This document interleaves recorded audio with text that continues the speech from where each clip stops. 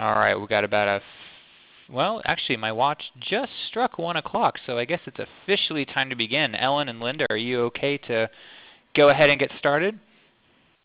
Sure. Absolutely. All right, cool. Let's do it then. Good afternoon, everyone. Good afternoon if you are on the East Coast. Good morning if you are on the West Coast or somewhere in between.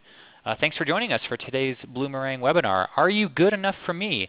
A Different Way to Find Your Ideal Donor. And my name is Stephen Shattuck, and I'm the Chief Engagement Officer over here at Bloomerang, and I'll be moderating today's discussion as always. Before we begin, just a couple of housekeeping items. I want to let everyone know that we are recording this presentation, and we'll be sending out that recording as well as the slides a little later on today. So if you have to leave early or perhaps you want to review the content later on or share it with a friend, you'll be able to do that. So just look for an email from me later on this afternoon with all that good stuff. And as you're listening today, please feel free to use that chat box on your webinar screen right there. We're going to send some time at the end for Q&A, so don't be shy about sending any questions or comments our way. We'll see those throughout the presentation, and we'll try to save just as much time to answer those as possible up until about the 2 o'clock Eastern hour. And as you're listening today, please feel free to send us some tweets. We always like to see your tweets as we go through the presentation. You can use our hashtag Bloomerang. You can send it to @BloomerangTech, and we'll be sending displaying the usernames of our two guests here in just a couple of seconds. And if you're listening via your computer, and if you have any problems with audio specifically, the audio quality is usually a little bit better by phone. So if you can dial in by phone, if you're okay doing that, it's usually a little bit better. So if you have any audio problems, try that first. There is a phone number on the email from ReadyTalk that'll get you all dialed in, and you'll be able to hear us pretty well. And speaking of audio, I should say that today we have two presenters rather than just our one presenter, which is great, but sometimes it's very hard to sort of equalize those volumes. So you may hear a little bit of difference in the volume of our presenters. So please bear with us. If someone's a little quiet for you, turn up your computer or your phone and then turn it back down when the next person comes on. So we just appreciate your patience with that during all this great content that you're going to hear. One last thing, just in case Bloomerang is new to you, I want to say a special welcome if this is your first webinar. In addition to these weekly webinars, we also provide donor management software. So if you're interested in that or if you're in the market for that, we'd love for you to learn more. You can visit our website and even download a quick video demo. You can see the software without even talking to a salesperson. Who wants to do that after all? So check us out if you're interested in learning more. Very, very excited for today's dual guests. Two of my favorite people. Very glad to have them here, Linda Lysakowski and Ellen Bristol. Ladies, how's it going today? So good of you to join us. Always a pleasure to be on your radar, Stephen. That's too kind of you, Ellen. I want to go ahead and just brag on you two for just a couple of seconds. In case you don't know Ellen, she is a self-confessed performance management geek, and she's a nut for metrics, and I can confirm both of those things based on our conversations leading up to this. She is the developer of a methodology called Fundraising the Smart Way, and she's going to talk about that as we go along today. Her and Linda is a great friend of Bloomerang. Some of you may recognize Linda. She's presented multiple webinars for us today. Her and Linda co-authored a great book called The Leaky Bucket, What's Wrong with Your Fundraising and How You Can Fix It. And they've worked together numerous times to kind of bring those principles to bear. And they're both going to talk about that today. And I'm super excited. So Ellen, Linda, I'm not sure who goes first, but I'm going to kick it off to both of you to get started. So why don't you take it away for us? I'm going to start the presentation. Linda and I trade back and forth. So you'll hear me saying, take it away, Linda, and then she'll kick it back to me. We're going to talk about the big question that we should be asking ourselves when we're fundraising, which is, hey, are you good enough for me? In other words, are you, the donor prospect, worth it for me to invest my scarce and precious fundraising time? Because most of us have spent too much of our fundraising time hoping and praying, oh, gee whiz, I hope this donor is going to think we're good enough for him. So this is a core issue in fundraising the smart way. And it stems from what I love to call the Cousin Judy principle. And there's a whole chapter in my book about my cousin Judy. This is an actual photograph of my actual cousin Judy. And we grew up together. We were more like sisters than like cousins. And she's a little bit younger than I am. She looks just the same now in her 60s as a grandmother as she did when she was a kid. She's always pretty and sweet and accessible and so much fun to be around. Now, she was so popular as a kid. Metaphorically speaking, the boys would line up around the block waiting for a chance to ask her out. Me, I stayed home weekends feeling sorry for myself. Now, she wasn't a cheerleader. She wasn't dating the captain of the football team. She didn't come from a rich family. She didn't drive the snappiest car in the world. She was just great.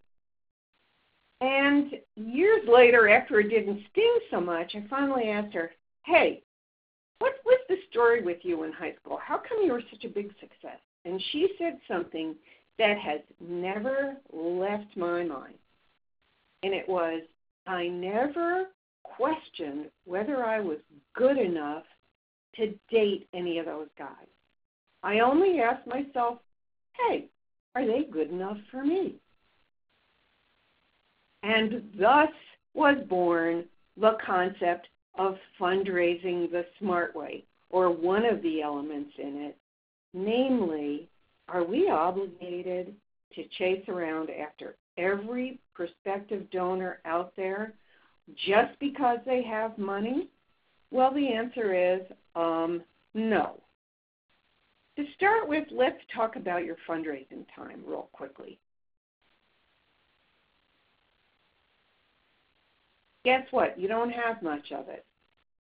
Even if you are a full-time development professional, your fundraising time is really limited. And if you're the CEO or the chief operating officer and you don't have a development shop and you're doing development part-time, you have even less time for this. We actually have a little calculator that we share with people. You can get it off my website called the Opportunity Risk Calculator. And it shows how much time is left after you take away all the time that you have to dedicate to boring stuff like, sleep and weekends and sick days and holidays and preparing for the board meeting and traveling to conferences and getting and maintaining your CFRE and all that stuff. You just have to do it. And you can't do all of your fundraising at 3 o'clock in the morning on Sundays because, well, usually your donors aren't awake. So our discovery has been that the average development officer who's working in an organization trying to raise, let's say $1 million a year, they probably put as much as $1,100. In one case, it was $18,000 an hour at risk every time they go out and spend an hour cultivating a donor. So if your time is that scarce and it's that expensive and it's that risky, then you really need to know which donor prospects justify the investment of your time. So, Linda, will you talk about what we discovered in our Leaky Bucket project about the ideal donor? Steve mentioned that Ellen and I co-authored the Leaky Bucket, What's Wrong with Your Fundraising and How You Can Fix It. And this book was based on a study that is available, and if you haven't taken it yet, I suggest you go to Ellen's website and take the Leaky Bucket assessment yourself. It's free of charge, and you actually get a 1-hour consultation with it included. But we found some pretty interesting results from this quiz, and some of the questions that we ask of the people really shocked and amazed us, and we've talked about that before in some of our Leaky Bucket webinars. But the one that we're really wanting to address today, which we found pretty scary, was how many people had prospect qualification standards. In other words, do you at all qualify your donors before you spend any time trying that $18,000 an hour or $1,000 an hour or whatever it is of your time? Do you do anything to qualify those donors before you go and meet with them? And unfortunately, about 15% of people had absolutely no standards at all. They just basically are chasing anybody that has a heartbeat and is maybe not even necessarily standing erect, but still is alive and breathing. And sure, they're going to give us money.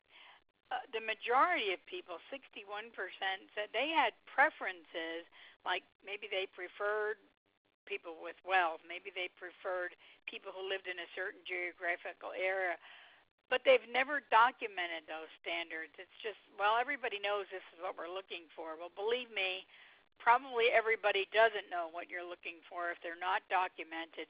My favorite saying in fundraising has always been, if it isn't written down, it never happened and it probably never will. So you want to make sure that your standards are documented.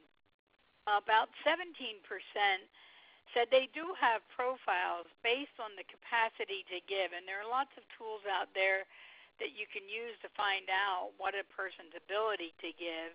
And as consultants, I can tell you that Ellen and I hear constantly, well, how do we get to Bill Gates, and how do we get to Oprah, and how do we get to Mark Zuckerberg? And everybody knows who has the capacity to give, either on the national and international level, or even in your own local community. And I don't care if you're in a large city or a small rural area or somewhere in between.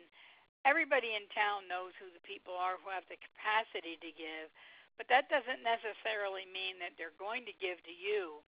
And what really dismayed us greatly was that only 6% of the people we talked to said they had documented profiles that not only included the capacity to give, but talked about donor motivations. Are these people likely to give to you? It's not just the ability to give, it's the propensity to support your organization that are really important. So we were kind of dismayed by that and decided that we needed to do something to turn it around, and hence Fundraising the Smart Way came about. So part of the questions that we have to answer in this process is, why is your nonprofit worth funding? You know, we were also disappointed in our results to see how few people had a case for support that explained why their nonprofit was worth funding. I don't remember the exact figures right now, but it's amazing how many people haven't really thought about that. They just assume that everybody in the community knows about this wonderful work we do, and we're just the greatest organization. But you've got to explain to people what difference you make in the world or in your community or in your state or in your country, wherever your mission takes you. And do you have the ability to deliver your mission? Do you have enough staff? Do you have the right people serving on your board? Those are the kind of things that people want to know about whether or not your organization is worth funding.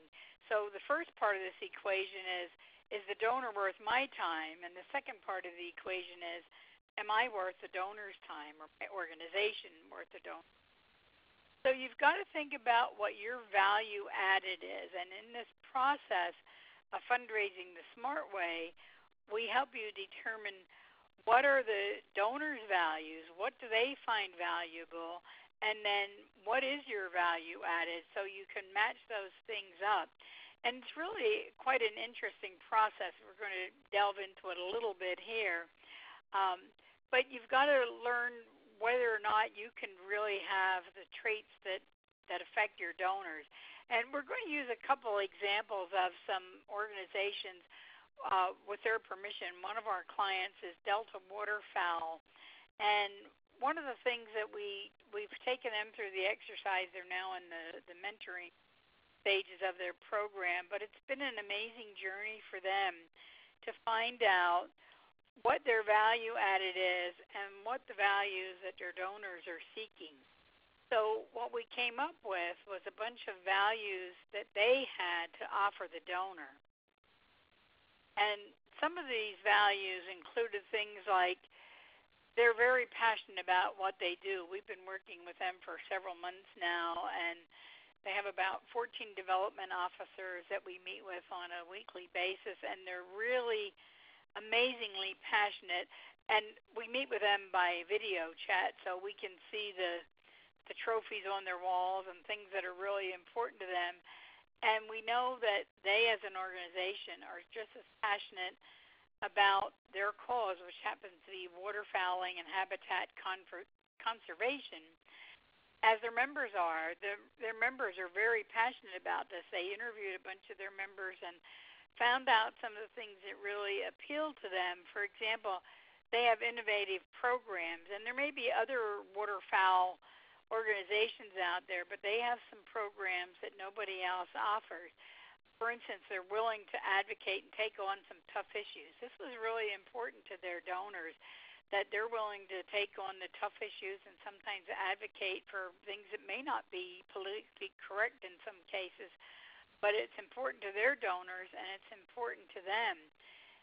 Another thing that proved to be very important was that their information is based on science. They've done an amazing amount of research on the duck populations, their behaviors, their habitats, and these are the kind of things that really appeal to their donors. And even if they find the science is flawed, they kind of stand up to it and say, okay, well, what's the real fact behind this issue? So they offer something that their donors feel that is valuable to them and that they can't find anywhere else. And this is what you have to do, whatever your cause is. And we know we have probably people out there from the arts and human services and education, but you have to find what your donors are passionate about so that you have the values that appeal to their values. And that's what it's all about, matching up values with you and your donors. Exactly. But by the way, one thing to add about Delta is that they've been around 100 years. And so when they say even if they find their science is flawed, well, there were certain things that wildlife science and wildlife biology believed to be true 100 years ago, which was later discovered to be untrue. So, and they've never tried to say, well, we were right, you know, when we told you the earth was flat. Now, the ideal funder, the question about the ideal funder really is, who's right for you? This is the Cousin Judy principle at work. And for the gentleman who asked for her website address, I'm not giving it to you. She'd kill me. So that there's no one-size-fits-all in fundraising. We all know that. But oftentimes our desperation for money, for meeting targets, for letting the board kind of browbeat us into going after their brother-in-law or whatever it is. The real question is who's right for you. And it depends on three things: on your mission and its value added, and on whether their value sought matches your value added. Value sought is a term we coined. Everybody knows the expression value added. But it's like if your value added is that you always, you know, you're an expert in selling green suits. Well, you want to appeal to a population that wants to buy green suits. So that's their value sought. There has to be a mesh between those things. And the last is their capacity. We're going to talk a little bit more about capacity playing a role, but it's not the important role. So how do we figure out the donor's value sought? This is a very interesting experience for a lot of people. And it has to do with asking the donors some simple questions. I actually wrote a long, it's like a white paper you can download from the Bristol Strategy Group website called 3 Simple Questions That Get Donors to Give. And these questions are very helpful. Tell me about yourself. What do you want to achieve with your charitable giving? You know, what difference do you want to make in the world by supporting charity? What do you want to avoid with your charitable giving? In other words, what societal problem, medical challenge, economic inequality, whatever it is, what do you want to avoid by giving money to a cause? And then the last one is, how do you know you've chosen the right charity? And if you sit down with some of your best donors, those donors and other constituents you know well, who like you a lot and whom you like a lot, and have a candid conversation. Tell me why you give to us. Tell me what motivated you to give. Why do you give to charity in the first place? What role does being charitable play in your life? You have this amazing conversation. Gather data from a sample of those best donors, and it helps you, and you keep track of those conversations. You'll know, because you will have heard from 10 or 20 or 40 or more of your donors, what their motivations for giving are in general, and what their motivations are for giving to an organization in your niche, and what their motivations are for giving to you and staying with you. Feel free to borrow these questions. Now, Linda, can you share with them the next 3 slides? Sure.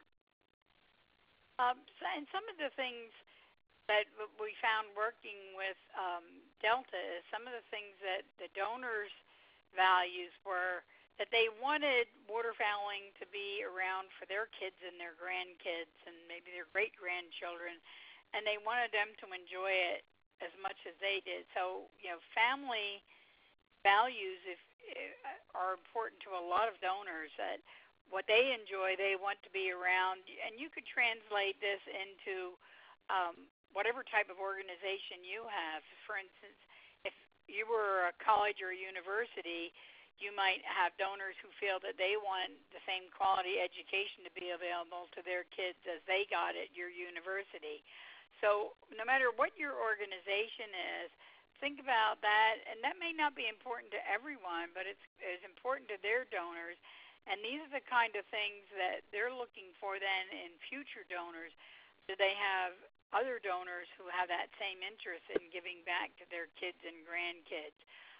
Likewise, giving back is a family tradition. That was something that is very prevalent, particularly when you get into major donors. People who come from a lot of wealth tend to see that giving back is a family tradition. Their parents and grandparents taught them, and even if they don't come from great wealth themselves, they may come from a family who was relatively poor but still felt it was important to give back to others. So that family tradition is something that was important to their donors. There were some donors who said, I have money and I want to make sure my favorite sport continues. Maybe not necessarily for their children and grandchildren, but for other people. And that may be important to your organization. You may not be a sport necessarily, but whatever your cause is, people want to make sure that their favorite hobbies and sports and maybe their good health continues into the future. Other people felt that supporting the science behind the conservation was really important. So there were a lot of people who gave because of the scientific research. So I think it's really important that you think about that. And the other statement that some of their donors made was that if they lost Delta, where would people who are really interested in waterfowling be without advocates like Delta Waterfowl to stand up for their rights and their causes and stand up for conservation? So those are the kind of things that they wanted to clone in their future donors. So think about your organizations. Where would your organization be if it ceased to exist? Where would your funders get the same kind of services that they're getting from you? What kind of research and science goes behind your organization? And almost everybody can find some things like this. You may have different statements, but these are some that are really important. And this is what you want to find in your donors. What's important to them? What's their value sought? That value sought is really, really critical. Can I add something here? And that is, this is a guideline. The Delta development team engages in conversations with both current and prospective donors to ask questions. They don't say, hey, is giving back a family tradition in your family? They ask more subtle, more probing, indirect questions. But what they're listening for is whether or not the candidate they're considering cultivating shares these or similar sentiments about waterfowling. By the way, we're using the term waterfowling because it seemed more politically correct than duck hunting, which is what they really do. But as duck hunters, they're so ethical, and their whole idea is to maintain habitat conservation and wetlands and keep people from pursuing rare species. So they're even if you're squeamish about hunting, these guys they really wear the white hat. Sorry to interrupt, Linda. Let's talk about exchange of value, though. Go ahead. Okay. Well, I think this is what our whole purpose is in getting you to think about your values, the value added that you have to their value sought. And if you don't have that in a donor, if you can't match up your values, it doesn't matter how much money they have.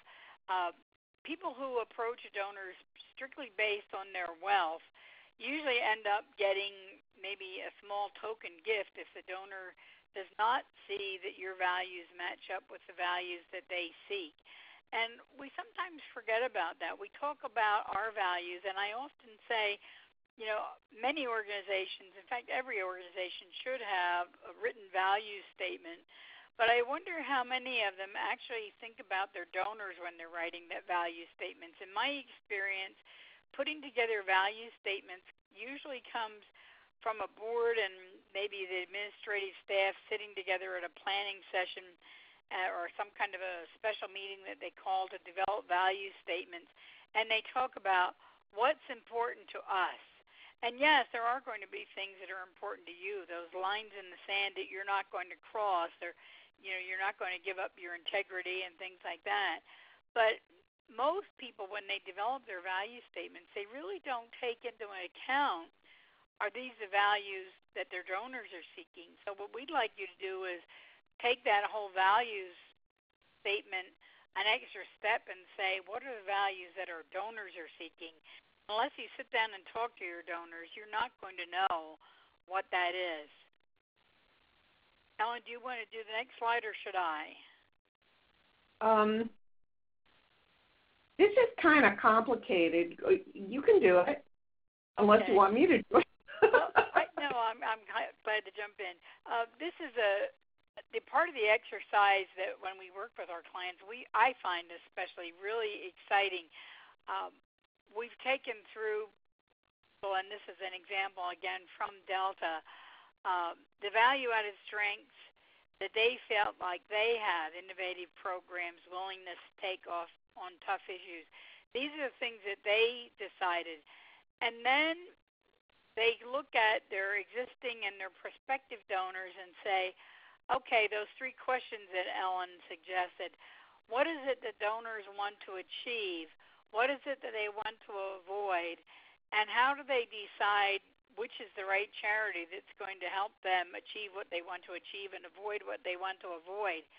So we put these up side by side, and what's really watching the team carrying through how their values match up with the donor's values, and that's what all these little red arrows are. And I think this is really, really the critical part of this. And it's, to me, this is really exciting. We're working with some clients now that when they interviewed their donors, they got such amazing values thought statements from them and trying to match it up. And you can see that some of their values added match up with several of the values that donors are seeking. Some of them maybe don't match up as much, and those are the things that maybe they want to de-emphasize a little bit. But when they interview 10, 20, 30 donors and find out that they're all interested in similar things and that they match up with their value analysis, it gets people really charged up and excited to think about what they can do to drive home their values and what they can do to find other people that have those same values thought. So that's what makes us really fundraising the smart way, rather than just kind of taking a dart and throwing it out the board and saying, okay, here's our list of donors, who do we want to call this week? This is a much more scientific way of doing it, but it also brings out a lot of passion in the donors and the organizations. So before we jump to the next slide, I want to add something to this, which is that once you've done this exercise, by the way, this particular exercise, the funder's values sought, represented a specific funder whose name I no longer recall. The best way to do this is to run an exercise like this in which this list, I'm just lining it in blue, representing your value-added strengths, is constant. But this side, funder's values thought, is done individually with each of, say, 10 or more donors. And then we start to see common themes and common threads. What arises out of these connections designated by the red arrows is a set of statements. The donor is committed to supporting a cause he believes is good. The donor is concerned about the loss of duck breeding habitat or loss of wetlands in general, and so on. That's when we start to be able to describe the qualitative characteristics of the ideal donor. There's a secondary benefit to being able to describe those characteristics, and that is those characteristics work their way into all of your messaging, the language you use on your website, the language you use in direct mail and email marketing, the language you use in social media, and even the language you use when you're face-to-face with a prospective donor. Now, I am a little bit embarrassed to admit I wanted desperately to show you the ideal donor scorecard for Delta waterfowl. And for some reason, Microsoft Excel decided it was on strike, and I couldn't figure out how to show their scorecard. So we're showing you a scorecard instead it's actually a hypothetical, and we often use it in our training. And I hope you have a magnifying glass, because right now it's an eye chart. So Steve Shattuck was very helpful, and he broke it up for me. Remember, the theme of this conversation is, are you good enough for me? So here's a piece of the scorecard. By the way, it's just this very simple Excel spreadsheet tool. And here we have, our example is an arboretum, a botanical garden. And here's the donor's name. And here's something that tells us the actual score this donor got against the ideal score, telling us this donor ranks at the level of A. Well, a donor ranked A justifies the maximum investment of your fundraising time. Now let's go on a little bit. Ready to talk? Work with me. Let's go on a little bit and look at a couple of other things. I want you to pay attention to the bottom half of this screen, the value statement. We saw an example of the Delta waterfowl value analysis, and here's how that same value analysis converted into value statements for our botanical garden. The donor's passionate about gardening, travels extensively, wants to keep the arboretum open, concerned about loss of plant species, motivated to share wealth through philanthropy, and so on and so forth. And we also have a place to list donor capacity, which we come to later. There's a third thing we like to look at, which is often overlooked. By the way, this is the one we usually have the most fun with, the danger signs. What happens if the donors got the right money and they've given to the right organizations and they kind of like what we do, but they have a reputation of being a pot stirrer, or they have 17 levels of attorneys and financial advisors and functionaries, and you can never get face-to-face with them. Or big talk, no action. Or one of our favorites, they want to give you $500 and name the building after them. So we need to be able to say, where these earlier slides tell us stuff that's valuable and adds to their score, makes them more attractive to us, there may be other criteria that detracts from their score. Sometimes those criteria are enough to knock them out of consideration altogether. Sometimes they're just, okay, be careful about this, an issue of managing objections. Now, I'm not going to divert to take up some of the questions. We have plenty of time to discuss this, but I can see some of you are kind of resonating with this. I wanted us to go over, Linda's going to take us through the way we look at values sought from the three major categories of funder. So Linda, if you can do that for us. And sometimes when we talk about donors, we think it's all individual donors, but this method can be used with both individual donors as well as corporations and foundations.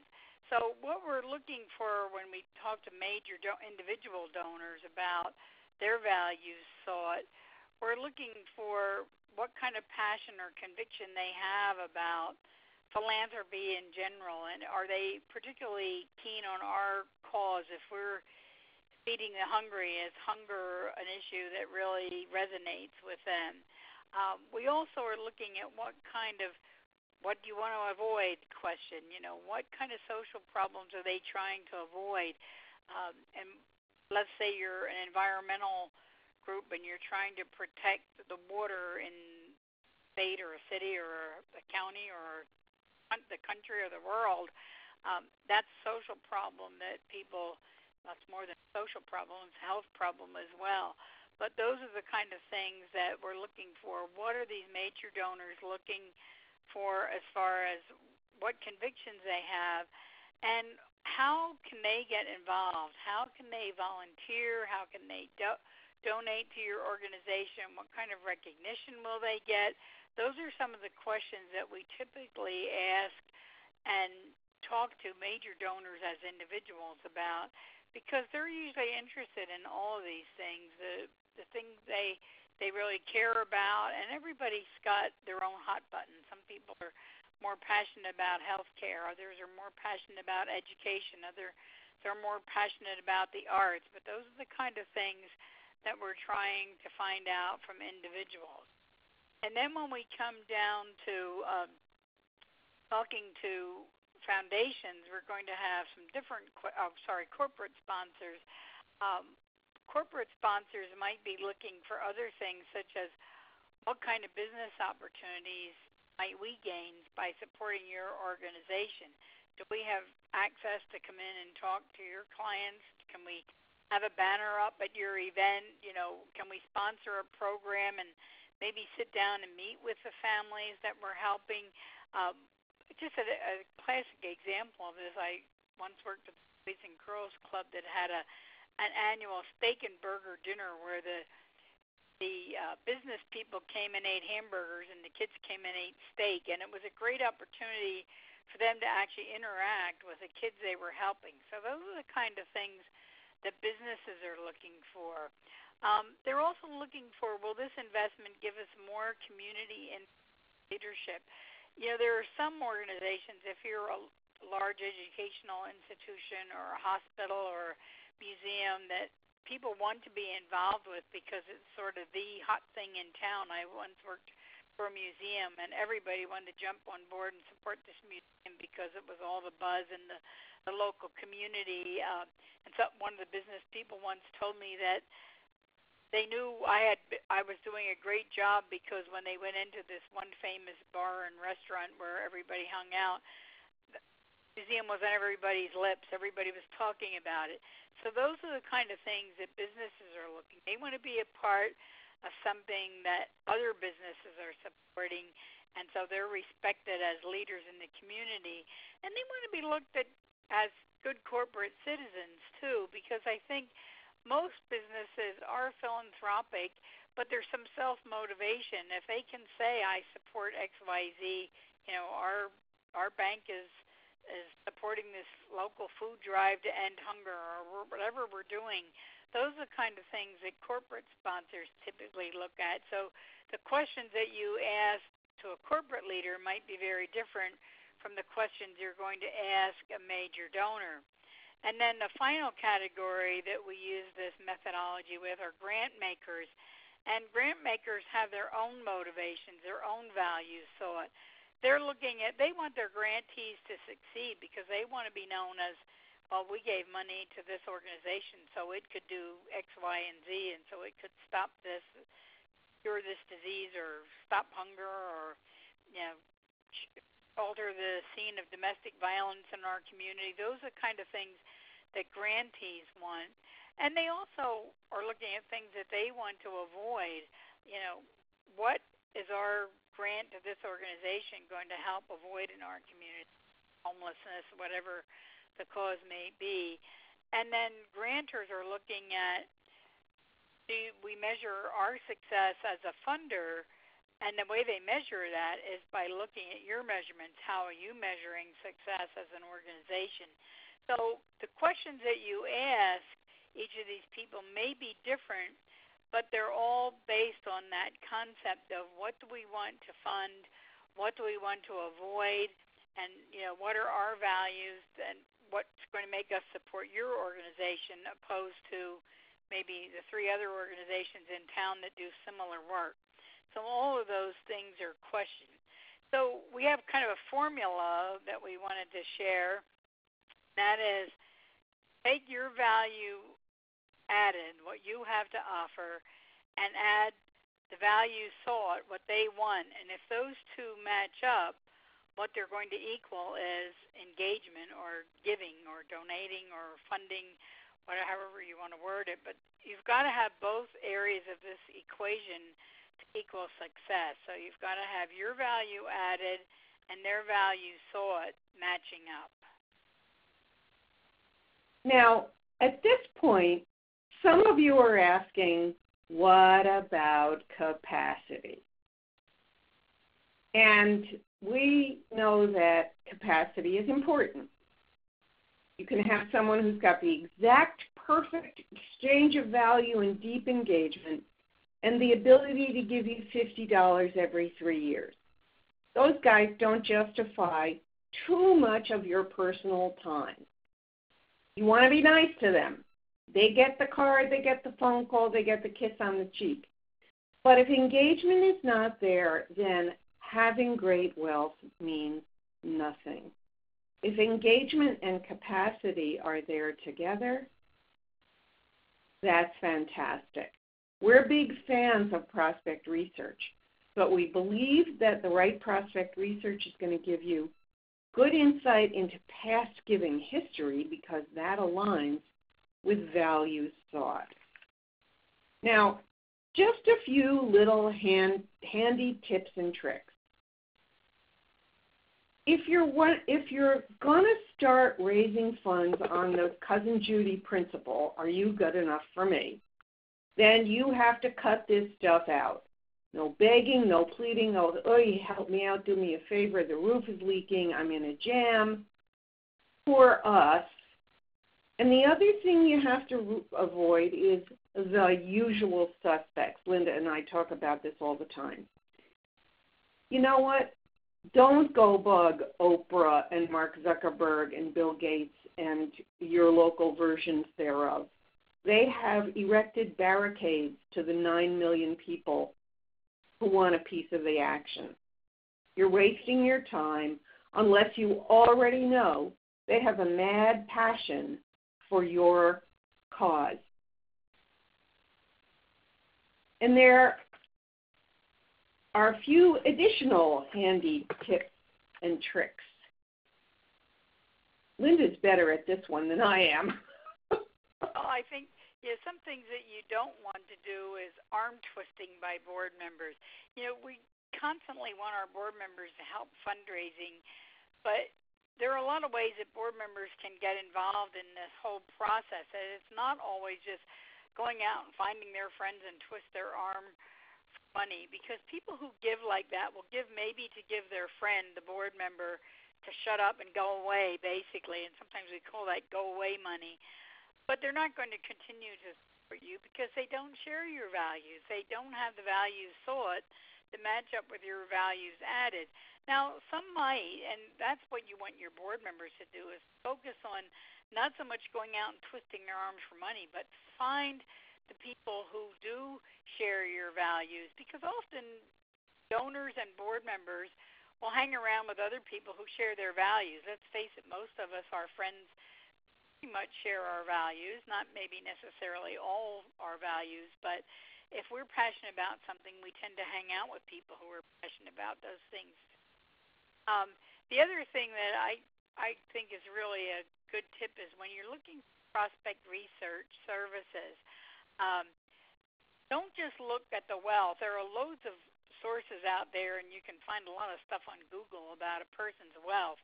But what you really want to do, and I don't want to plug any particular agency, but there's one program that Ellen and I both really like a lot is Donor Search, because they don't always just look at the wealth. They look at past giving of this person. Have they supported organizations like yours in the past? Because that's really what's going to give you some clues into this even before you sit down and interview these people. And another hint is that your ideal donors need a lot of stewardship. You want to make sure that you are providing the stewardship that goes along with that donation so that they are repeat donors, main donors. That's really, really critical. So I'm going to let Ellen talk to you about the book and reading the Fundraising the Smart Way for even more insights. Ellen? Sure. We've mentioned ad nauseum that this whole program is a summary of the methodology Fundraising the Smart Way, and I was very privileged to have that published by John Wiley and Sons as part of the Association of Fundraising Professionals Wiley Fund Development Series. And this book includes all the templates and spreadsheets and other resources in a companion website. So we're offering it to you guys at $27, which is great because it's about $49 at Amazon. And if you download the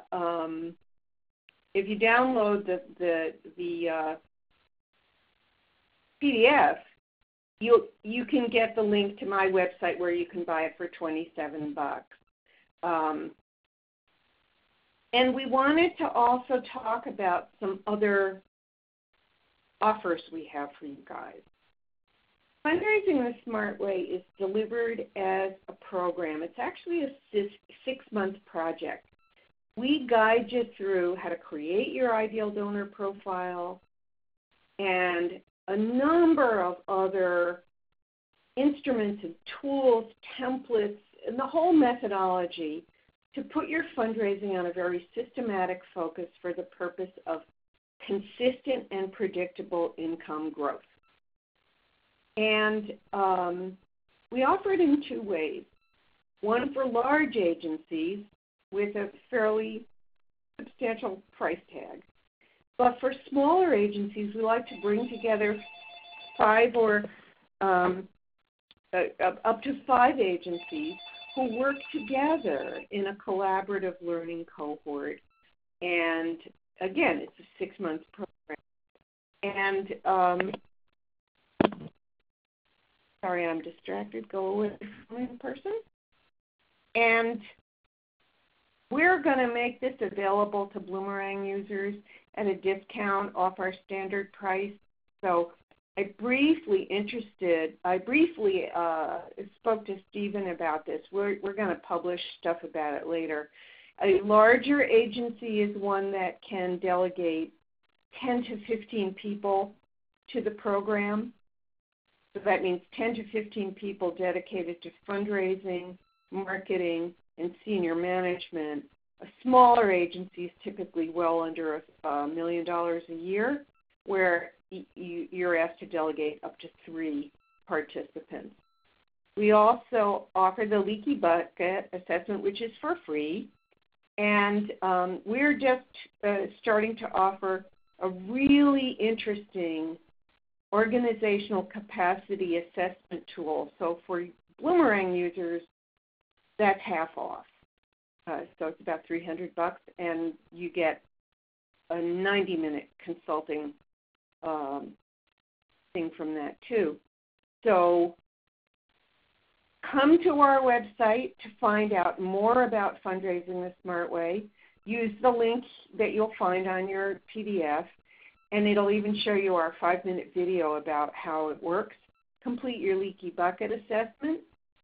And I'm happy to announce that even though Linda runs her own company and is very well known, she has just decided to join Bristol Strategy Group as our Director of Nonprofit Sales.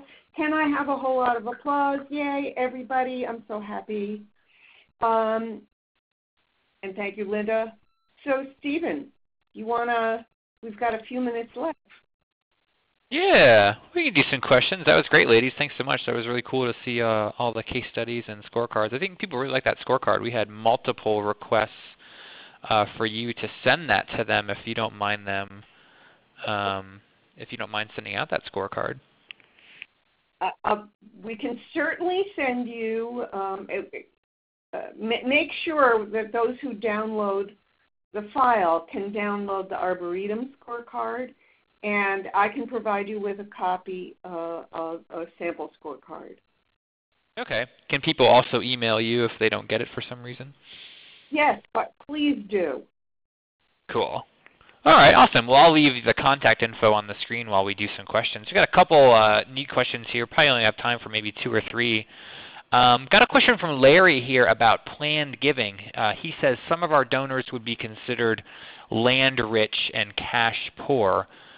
They don't make an annual gift to his organization. How can he determine if someone would be a good candidate for planned giving based on those facts? You know, a visit or maybe a phone call about planned giving.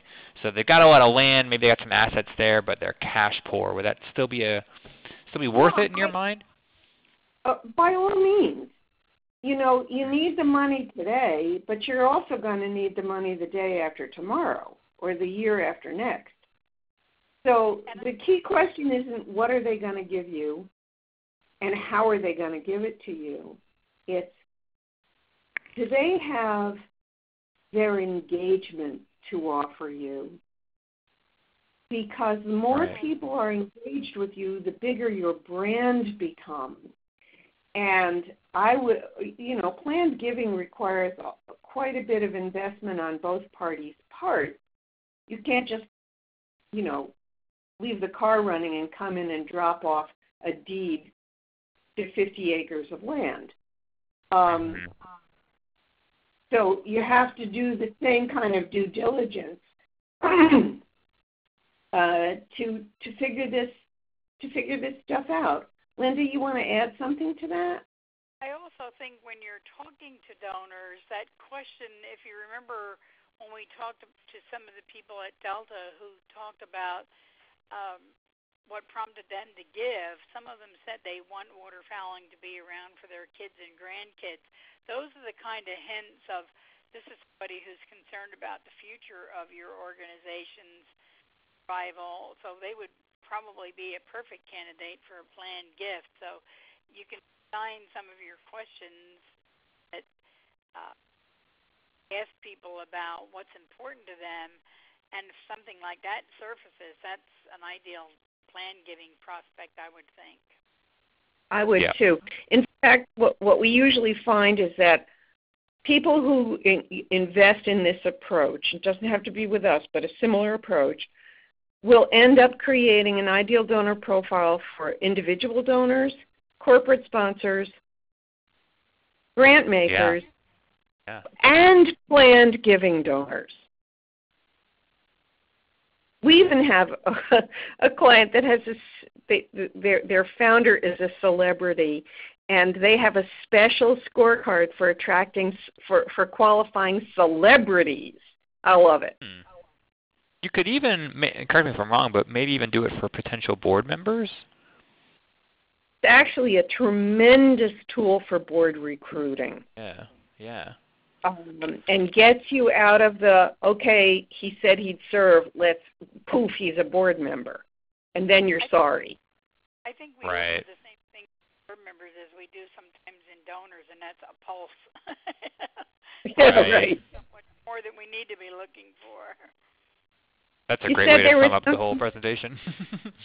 Yeah, was there something else we have time for? Yeah, probably one more.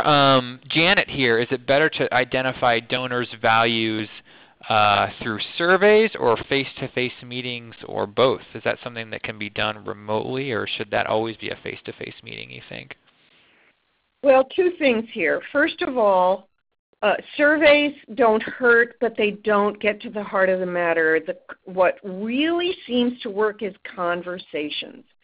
If you're doing those first 10 or 20, we advise our clients schedule a phone call. Have your list of questions, and make sure you're calling somebody you already know well, where there's already rapport. They're a board member. They're already giving to you. There's some kind of personal relationship, and so you're comfortable. And you start the conversation by saying, please give me half an hour of your time. I need a favor from you. I have some questions I'd like to ask you so we end up understanding donors like you better. Ooh. And that helps you pass the ums and the ahs and I feel awkward asking this question. But then later, as you become comfortable, it's just the way you engage your donor in a conversation for the first time, whether you do it by email, by phone, or at a cocktail party or a networking event. Eventually, your messaging leaks into all your outreach, and you only have those conversations when the possibility presents itself or the prospect passes the sniff test on preliminary screening or by referral. I hope that made sense. Makes sense. Love it. Well, we got 1 minute left. Any last words? How can folks get a hold of you besides the info on the screen here? Anything else? Those are the best ways to get hold of us. Yeah, I thought so. I was just going to mention that if people had questions that they didn't get a chance to answer, feel free to email us.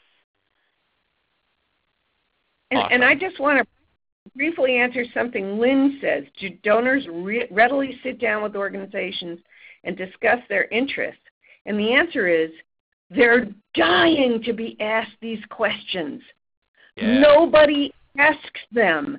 And the immediate reaction is, oh, thank you for asking. Oh, that's brilliant. And you ask a question like, tell me about yourself. 90 minutes later, you've been sitting there nodding and taking additional notes. They say, thank you so much for your interest in me. You're a brilliant interviewer. It's amazing. Yeah, because most people don't take interest. That's right. Well, we'll leave it at that. This was great. Ladies, thanks again for sharing all your knowledge with us. This was a lot of fun, and I hope everyone listening in enjoyed it as much as I did. And thanks to you for listening for an hour out of your day. I know it's a busy time of year, so we always appreciate you hanging out with us on our Bloomerang webinars.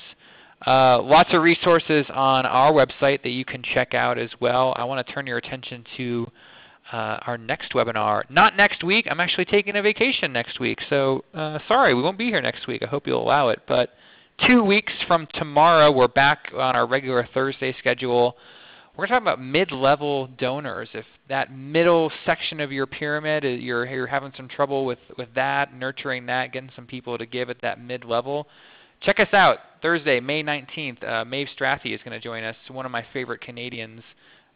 Super smart Canadian fundraiser. She's going to talk all about mid-level giving. So register for that. There's lots of other webinars that you can see on our webinar page. You may see a topic there that interests you. We'd love to see you again sometime soon, hopefully 2 weeks from tomorrow. So Ellen, Linda, thanks so much. This was really awesome. Thanks a lot, Stephen. All right, and thanks to all of you. Look for an email from me later on today with the recording. And we will talk to you again hopefully soon. Have a great rest of your week and a great weekend. Bye now.